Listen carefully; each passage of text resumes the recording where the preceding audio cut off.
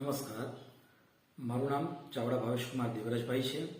હું ગીર સોમનાથ જિલ્લાના તાલાળા તાલુકાની આકોલવાડી ક્લસ્ટર અને આકોલવાડી પે સેન્ટરની શ્રી વાડલા પ્રાથમિક શાળામાં સામાજિક વિજ્ઞાન શિક્ષક તેમજ આચાર્ય તરીકે હાલ ફરજ બજાવું છું। મારું ઇનોવેશન છે એનું નામ છે પિંક, જેનો અત્યારે આ બીજો તબક્કો ચાલુ છે। આ ઇનોવેશન છે મેં વર્ષ 2017થી શરૂઆત કરી હતી। આ ઇનોવેશનમાં સૌ પ્રથમ એવું કરવામાં આવે છે કે જ્યારે પહેલાં તો હું સીઆરસી કોર્ડિનેટર હતો ત્યારે મારે શાળાઓની નિયમિત વિઝિટ રહેતી।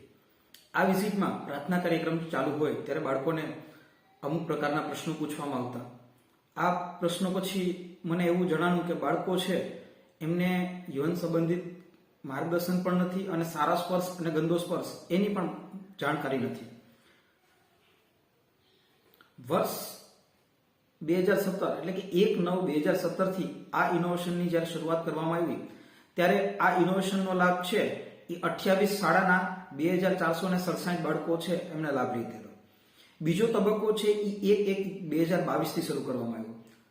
1/1/2022થી અત્યાર સુધી 12 શાળાના 3 થી 8ના 1205 બાળકો છે એમને આનો લાભ લીધેલો।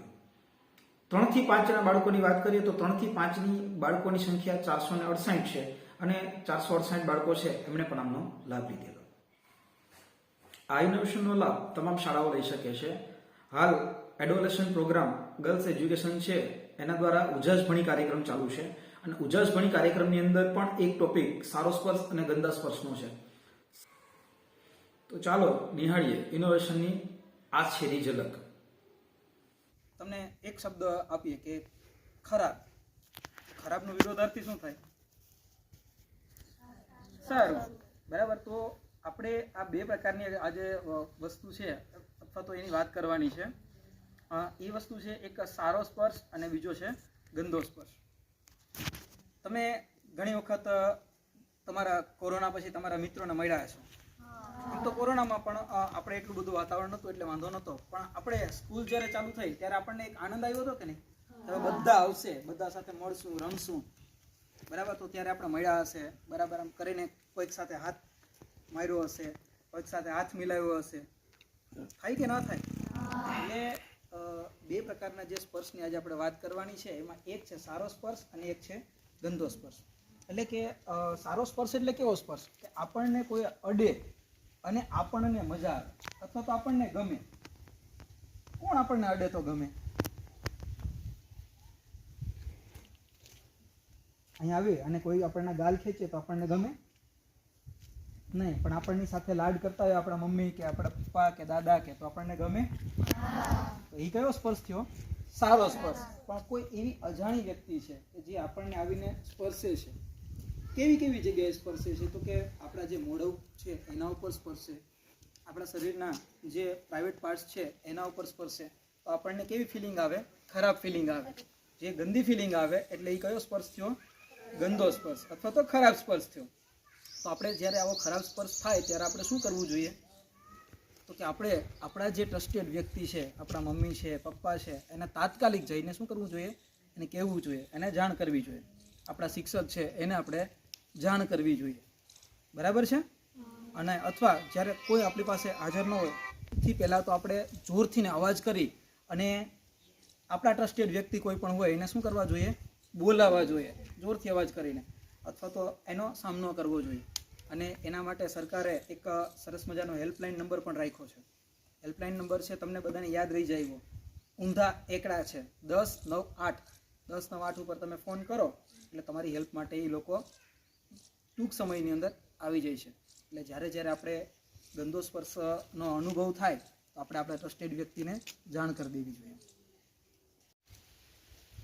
આવી બધી વસ્તુ છે છોકરાઓ એ સ્કૂલમાં જ બને છે એવું નથી થતું।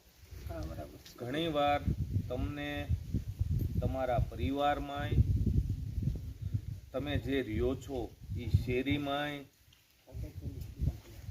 તમે આગળ ભણશો, હજી છોકરાઓ કે છોકરીઓ આ બંને અત્યારે તમે પ્રાથમિકના સ્ટેજમાં જુઓ, એટલે હવે તમે 7મા 8મા ઉપર પછી ટીનેજરની ઉપર જાઓ એટલે તમને તમારી બધી વસ્તુ સારા ખરાબની ખબર પડવાની છે.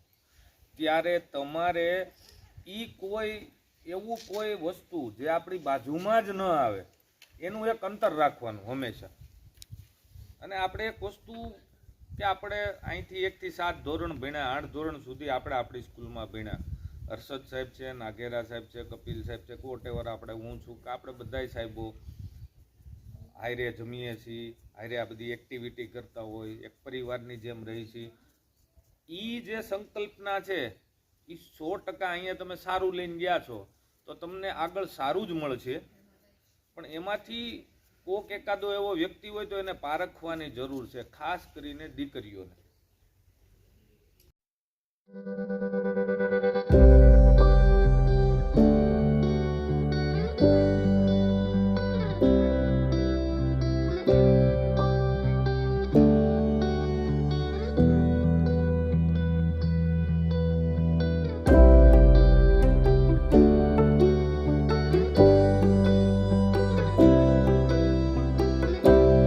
નમસ્તે, હું શ્રી સોઢાપરા પ્રાથમિક શાળામાં ધોરણ 8માં અભ્યાસ કરું છું. મારું નામ વાઘેલા પરીના છે. એક વખત ઓચિંતાની ભાવેશ સરે અમારા અરુણ સર સાથે મુલાકાત લીધી હતી. ત્યારે ભાવેશ સરે અમને સમજાવ્યું, ગુડ ટચ અને બેડ ટચ વિશે સમજાવ્યું હતું.